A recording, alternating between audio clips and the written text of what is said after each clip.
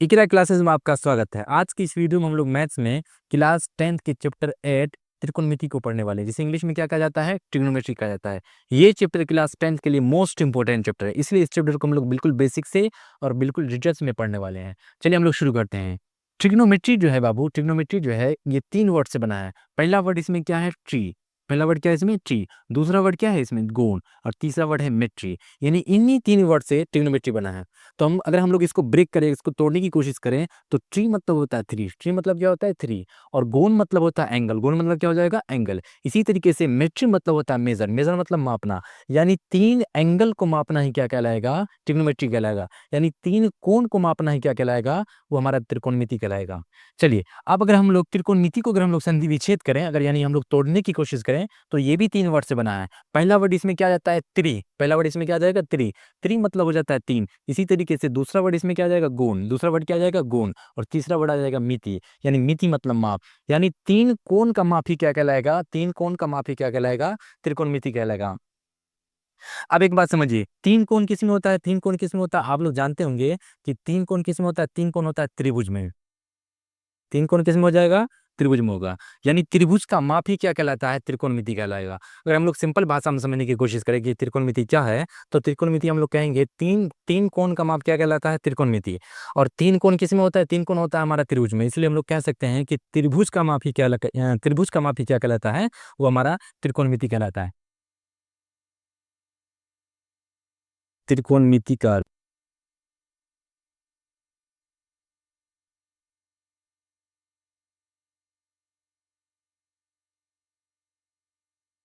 त्रिकोणमिति का अर्थ, त्रिकोणमिति का अर्थ क्या होता है, तो त्रिकोणमिति का अर्थ हमने क्या समझा कि 3 कोण का माप। क्या समझे हम लोग, क्या लिखेंगे इसको, त्रिकोणमिति का मतलब, त्रिकोणमिति का मतलब हो जाएगा 3 कोण का माप।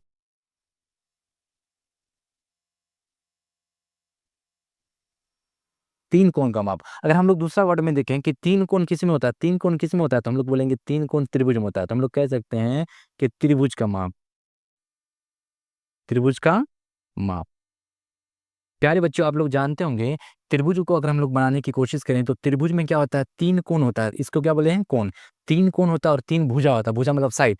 3 कोण होता है और 3 भुजा होता है। तो हम लोग कह सकते हैं कि त्रिकोणमिति का हम लोग माप ऐसे कह सकते हैं कि 3 कोण और 3 भुजाओं का माप। 3 कोण, 3 कोण और 3 भुजाओं का माप।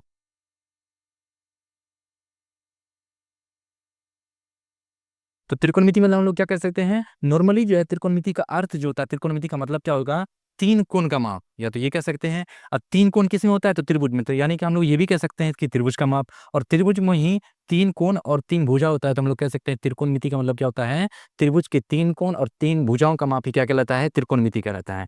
प्यारे बच्चों याद रखिएगा, त्रिकोणमिति जो चैप्टर हम लोग पढ़ने वाले हैं, इस चैप्टर में, पूरे चैप्टर में हम लोग क्या करने वाले हैं कि पूरे चैप्टर में जो है त्रिकोणमिति में एक ही ट्रायंगल यूज होगा, एक ही त्रिभुज यूज होगा। उस त्रिभुज का नाम है समकोण त्रिभुज। उस त्रिभुज का क्या नाम है, उस त्रिभुज का नाम हो जाएगा समकोण त्रिभुज।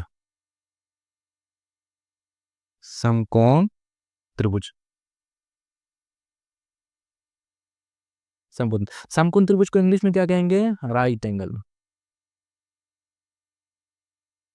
Right angle.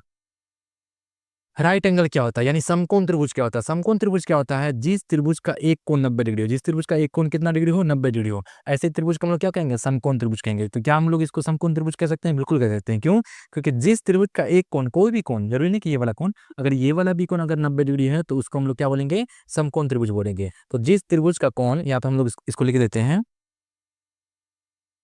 जिस त्रिभुज का, जिस त्रिभुज का एक कोण, एक कोण 90 डिग्री का हो, 90 डिग्री का हो, 90 डिग्री का हो, उसे समकोण त्रिभुज कहते हैं। समकोण, समकोण त्रिभुज कहते हैं।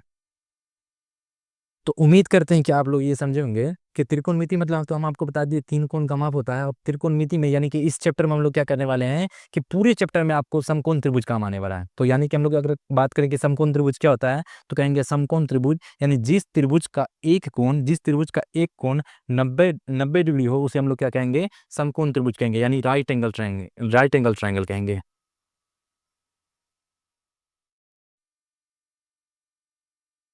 अब हम लोग क्या करने वाले हैं, अब हम लोग समकोण त्रिभुज के फिगर को बनाएंगे और उसको अच्छे से डिटेल में समझेंगे।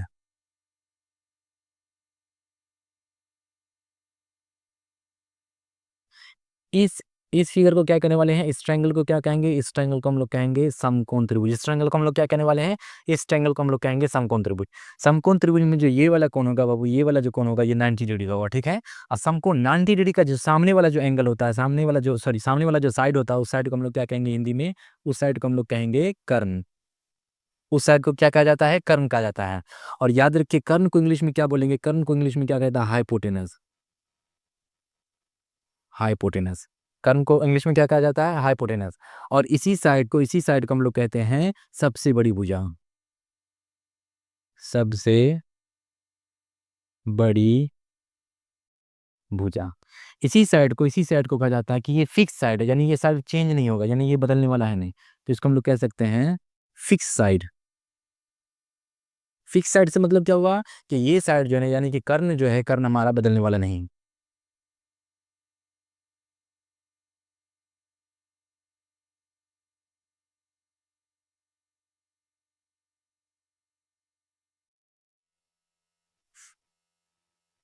इस साइड को हम लोग क्या बोलेंगे, आधा। इसको इंग्लिश में क्या बोलेंगे, बेस बोलेंगे। इंग्लिश में क्या कहा जाता है, इसे बेस कहा जाता है। बेस को हम लोग छोटा बी से लिख सकते हैं। बेस को हम लोग छोटा बी से ही लिख सकते हैं। इसी तरीके से हाइपोटेनस को हम लोग छोटा एच से लिख सकते हैं। बेस को हम लोग क्या चीज़ से लिख सकते हैं, छोटा बी से। जहाँ पर अगर हम छोटा बी लिखेंगे तो आप समझ जाइएगा बेस, बेस मतलब क्या होता है, आधार होता है। इसी तरीके से जहाँ पे हम छोटा एच लिखें तो छोटा एच का मतलब क्या हो जाएगा, हाइपोटेनस। हाइपोटेनस आपको क्या समझ जाना है, अच्छा कर्ण की बात हो रही है। प्यारे बच्चों याद रखिएगा, इस वाली साइड को हम लोग क्या बोलने वाले हैं, इस वाली साइड को हम लोग बोलेंगे परपेंडिकुलर। इंग्लिश में हिंदी में क्या बोलेंगे, पहले हिंदी में लिख लेते हैं। पहले हिंदी में इसको कहा जाता है लंब। इंग्लिश में क्या बोलेंगे, परपेंडिकुलर।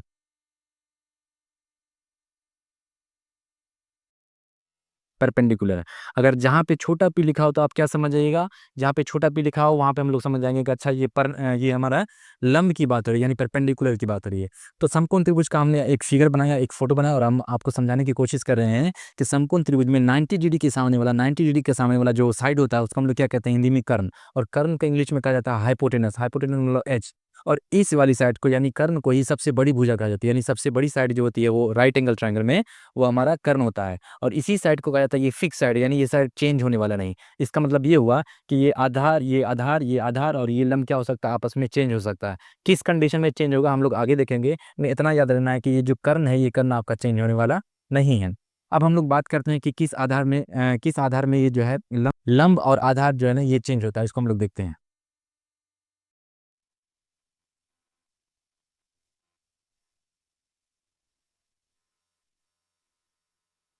ये एक समकोण त्रिभुज हम लोग बना लिए ABC।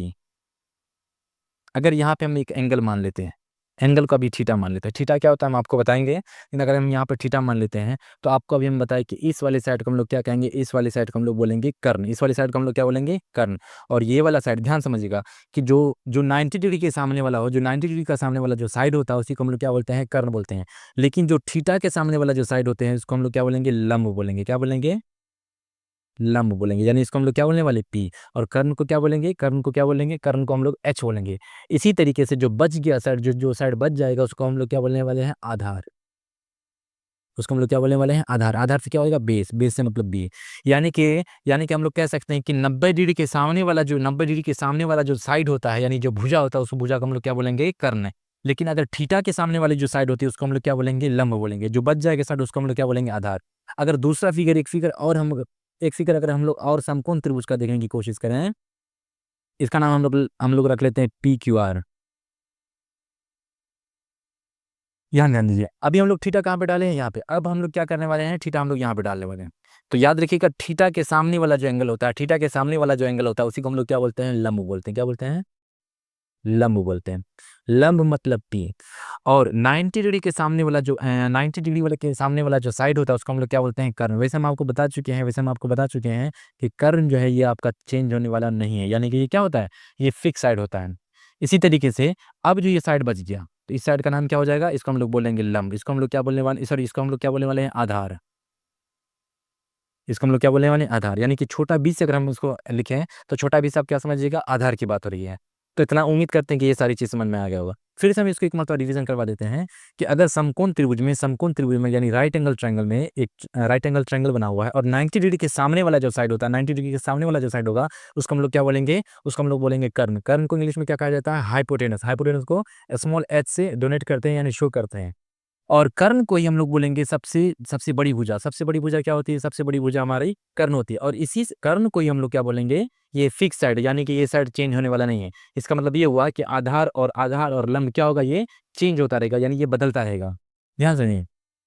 अब इन दोनों में जो नॉर्मली हम क्या करते हैं, इसको आधार मान लेते हैं। तो नॉर्मली ये आधार है तो आधार मतलब बेस हो जाएगा। इसी तरीके से जब ये आधार हो जाएगा तो ये हमारा क्या बन जाएगा, लंब बन जाएगा। ये हुआ नॉर्मली कंडीशन में। आप लोग के मन में ये सवाल आता होगा कि ये थीटा क्या है, तो थीटा एक ग्रीक भाषा का ये जो है ना एक अल्फाबेट है, जैसे अल्फा बीटा थीटा। इसी तरीके से जो है ना ये थीटा जो है ये क्या है, ग्रीक भाषा का ये जो है ना अल्फाबेट है। थीटा क्या करता है, थीटा जो है ना एंगल को दर्शाता है, बस कुछ नहीं है। थीटा क्या दर्शाता है, एंगल को। यानी कि जहाँ पे अगर थीटा रहा, जैसे यहाँ पे थीटा है तो हम लोग समझ जाएंगे कि इस एंगल की बात हो रही है। अगर थीटा यहाँ से यहाँ आ जाएगा तो हम लोग क्या बात करेंगे, समझेंगे कि अच्छा इस एंगल यानी एंगल ए की बात हो रही है। बस एक बात आपको याद रखना है कि थीटा जो है या तो यहाँ हो सकता है या तो यहाँ हो सकता है, लेकिन यहाँ नहीं होगा। यहाँ 90 डिग्री हमेशा रहेगा। थीटा आपका या तो यहाँ पे आएगा या तो यहाँ पे आएगा। अगर थीटा यहाँ पे है तो हम लोग क्या समझेंगे, अच्छा एंगल पी की बात हो रही है। अगर थीटा यहाँ पे है तो हम लोग क्या समझेंगे, थीटा यानी कि एंगल आर की बात हो रही है। थीटा कोई चीज़ नहीं होता, थीटा बस एंगल को शो करता है, मेंशन करता है कि भाई थीटा मतलब कि इस एंगल की बात हो रही है। तो और बाकी कोई सारी चीज़ नहीं है थीटा के बारे में।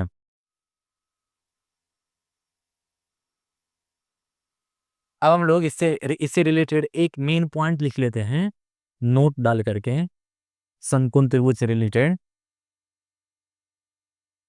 नोट डाल के एक पॉइंट लिख लेते हैं नोट में।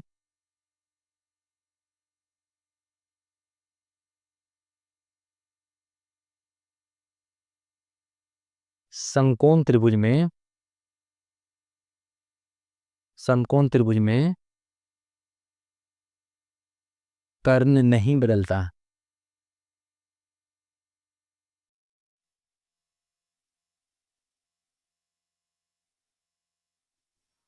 हम आपको बता चुके हैं कि समकोण त्रिभुज में क्या नहीं बदलता है, कर्ण नहीं बदलता है।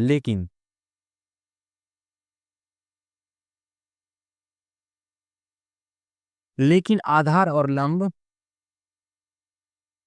लेकिन आधार और लंब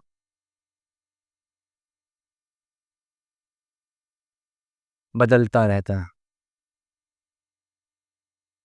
बदलता रहता है। प्यारे बच्चों, नोट्स डाल के ये एक मेन पॉइंट आपको याद रखना है कि समकोण त्रिभुज में, अभी हम आपको बताया समकोण त्रिभुज में कर्ण नहीं बदलता। कर्ण आपका फिक्स हो गया, यानी वो चेंज होने वाला नहीं है।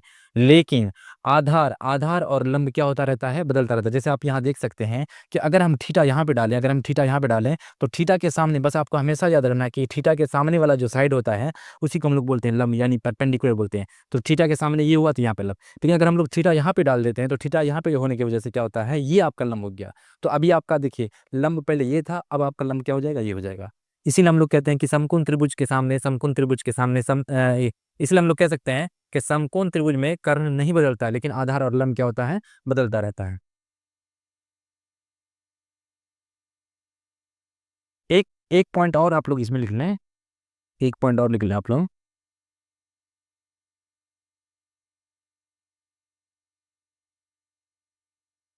थीटा के सामने थीटा के सामने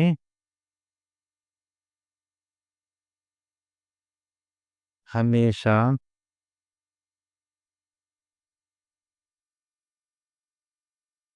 लंब होता है। जैसे कि हम आपको बता चुके हैं, यहाँ पे भी हम बताए थे, मोस्ट इंपोर्टेंट पॉइंट है, ये दोनों नोट है। ये दोनों क्या है, ये पहला है, ये पहला पॉइंट आपको याद रखना है, ये दूसरा पॉइंट आपको याद रखना है। हम आपको क्या बताएं कि थीटा थीटा के सामने हमेशा क्या होता है, लंब होता है। तो जैसे थीटा यहाँ पे हो गया तो थीटा के सामने ये, तो ये वाला इसको हम लोग क्या बोलेंगे, इसको हम लोग लंब बोलेंगे। यहाँ पे थीटा है तो यहाँ के थीटा के सामने वाला क्या हो जाएगा, ये लंब हो जाएगा। ये दोनों मेन पॉइंट है आपका नोट से, इसको नोट कह सकते हैं, इसको नोट में आपको इसको लिखना है और इसको याद कर लेना है। चलिए हम लोग नेक्स्ट आगे बढ़ते हैं।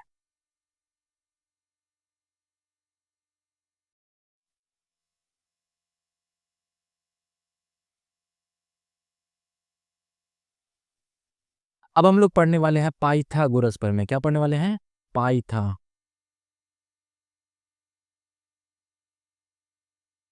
पाइथागोरस प्रमेय।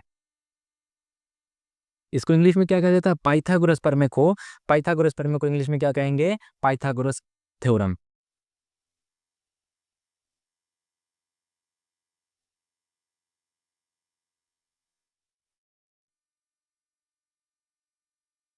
पाइथागोरस थ्योरम, पाइथागोरस थ्योरम क्या होता है, पाइथागोरस थ्योरम क्या होता है, आप लोग याद रखिएगा। पाइथागोरस थ्योरम क्या होता है, एच स्क्वायर बराबर P square plus B square. ये क्या होता है हम आपको समझाते हैं। पाइथागोरस क्या है बाबू, ध्यान समझिएगा। पाइथागोरस एक बहुत बड़े मैथमेटिशियन थे। उन्होंने क्या कहा कि समकोण त्रिभुज में यानी कि राइट एंगल ट्रायंगल में उन्होंने कहा कि हाइपोटेनस का स्क्वायर, याद रखिएगा, हाइपोटेनस का स्क्वायर वो बराबर होगा बेस के स्क्वायर प्लस में लंब का स्क्वायर, बेस में स्क्वायर प्लस में परपेंडिकुलर का स्क्वायर। यानी कि पाइथागोरस थ्योरम जी ने ये कहा, कि पाइथागोरस ने ये कहा कि हाइपोटेनस का स्क्वायर यानी कर्ण का स्क्वायर बराबर हो जाएगा आधार का स्क्वायर प्लस लंब का स्क्वायर। जिसको अगर हम लोग इंग्लिश में भी लिखना, हिंदी में भी अगर हम लोग लिखना चाहें तो हम लोग लिख सकते हैं, क्या लिख सकते हैं कि कर्ण का वर्ग यानी कि बराबर हो जाए, या लंब का वर्ग या आधार का लिखिए, पहले कोई दिक्कत नहीं।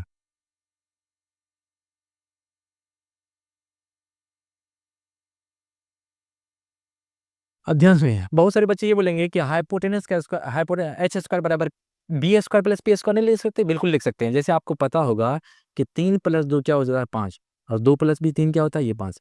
तो आपकी मर्जी 2 + 3 लिखें या 3 + 2 लिखें। इसका मतलब ये हुआ कि एच स्क्वायर बराबर B square plus P square लिखें या P square plus B square लिखें, ये कोई मैटर नहीं करता। ये आपका पाइथागोरस का एक फार्मूला हो गया। पाइथागोरस का फार्मूला क्या, पाइथागोरस ने क्या कहा था, पाइथागोरस ने ये कहा कि एच स्क्वायर बराबर P square plus B square. यानी कि हाइपोटेनस का स्क्वायर जो होगा, हाइपोटेनस का जो स्क्वायर होगा वो बेस के स्क्वायर प्लस में परपेंडिकुलर के स्क्वायर के जोड़ के बराबर हो जाएगा। चलिए, इसी से हम लोग क्या करेंगे, फिर इसी से हम लोग क्या करने वाले हैं, इसी से हम लोग और फार्मूला निकालेंगे। जैसे इससे हम लोग पहला फार्मूला इसका क्या हुआ, एच का पहला फार्मूला क्या हुआ कि एच स्क्वायर बराबर पी स्क्वायर प्लस में बी स्क्वायर। क्या इससे हम लोग दूसरा फार्मूला निकाल सकते हैं, बिल्कुल निकाल सकते हैं। दूसरा फार्मूला क्या होगा कि एच बराबर यहाँ पे आ जाएगा, जब कोई नंबर में स्क्वायर है और बराबर की इस पद लाना चाहे तो वो स्क्वायर रूट में आएगा। हिंदी में इसको क्या बोलेंगे, स्क्वायर रूट को वर्गमूल बोलेंगे। तो बोलेंगे P square plus B square. ये आपका पाइथागोरस में दो फार्मूला एच का हो गया। एक ही चीज है, यहाँ से दो चीज निकली है। दूसरा फार्मूला अगर हम लोग बी निकालने की कोशिश करें, यानी कि बी का अगर हम लोग जानने की कोशिश करें कि बी का फार्मूला क्या होता है, तो बी स्क्वायर बराबर H square minus P square. यानी कि आपको ये याद रखना है कि एच के बाद हमेशा माइनस आता है। यहाँ से देखो, यहीं से निकला सारा फार्मूला, यहीं से निकलेगा। अगर बी हमारा बराबर के इस बगल रहता है तो यहाँ पे एच था, और ये पी क्या चीज़ है, प्लस में। अब बराबर के इस बगल आएगा तो क्या आएगा, एच स्क्वायर माइनस में पी स्क्वायर, तो सेम वही चीज़ है। इसी से दूसरा फॉर्मूला इसका आ जाएगा, बी बराबर क्या आएगा, ये स्क्वायर जब बराबर के इस बगल आएगा तो वो क्या होगा, स्क्वायर रूट में, यानी कि वर्गमूल में। यानी बी बराबर क्या हो जाएगा, एच स्क्वायर माइनस में पी स्क्वायर।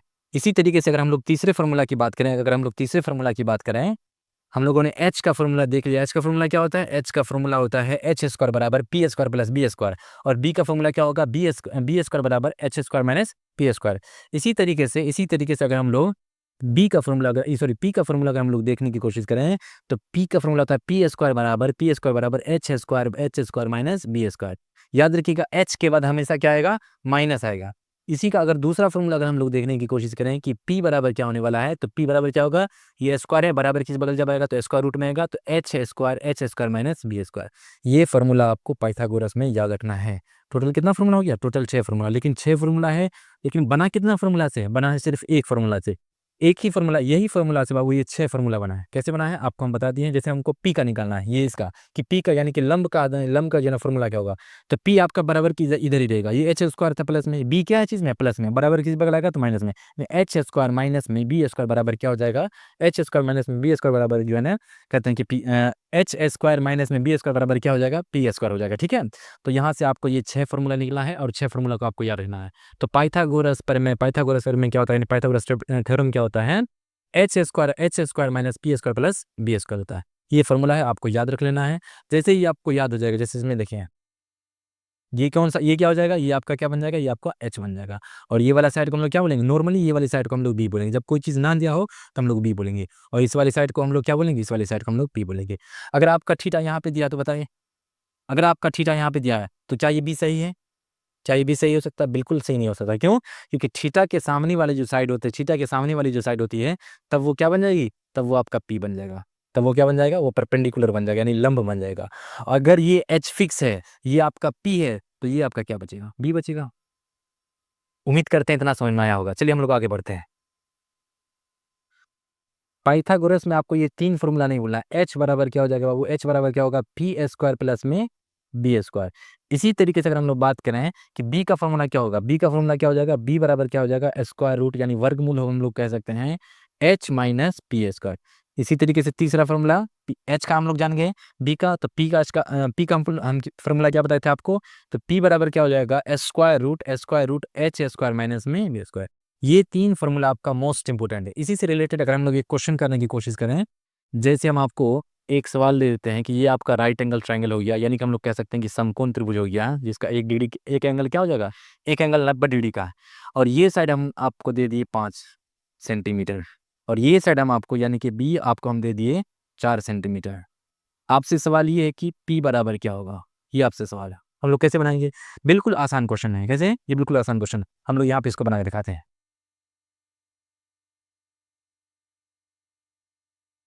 हम लोग लिखेंगे पाइथागोरस प्रमेय से। क्या लिखेंगे, जैसे यहाँ पे लिखा हुआ है पाइथागोरस प्रमेय, तो यहाँ पे हम लोग इसको ये मिटा देते हैं, पाइथागोरस प्रमेय से एच निकाल लें हम, सॉरी हम लोग क्या निकाल रहे हैं, पी निकाल रहे हैं। तो पी का फॉर्मूला हम आपको क्या बताए थे, पी बराबर under root H square minus में बी स्क्वायर। एच कितना दिया हुआ है, एच आपको यहाँ पे देखिए, एच आपको कितना दिया हुआ है 5, तो एच की जगह पे क्या रखेंगे 5 का स्क्वायर माइनस में बी आपका कितना दिया हुआ है 4, तो 4 का स्क्वायर। 5 का स्क्वायर क्या होने वाला है, 5 का स्क्वायर हो जाएगा 25, और 4 का स्क्वायर क्या होगा, 4 का स्क्वायर हो जाएगा 16। तो हम लोग कह सकते हैं कि P बराबर 25 में से अगर 16 जाएगा तो कितना बचेगा 9, और 9 का स्क्वायर रूट क्या होगा, 9 को वर्गमूल क्या होगा। हिंदी इंग्लिश दोनों याद रखिए आप, ये नहीं कि अगर आप हिंदी मीडियम में पढ़े तो इंग्लिश ना याद रखें, इंग्लिश मीडियम में पढ़े तो हिंदी ना।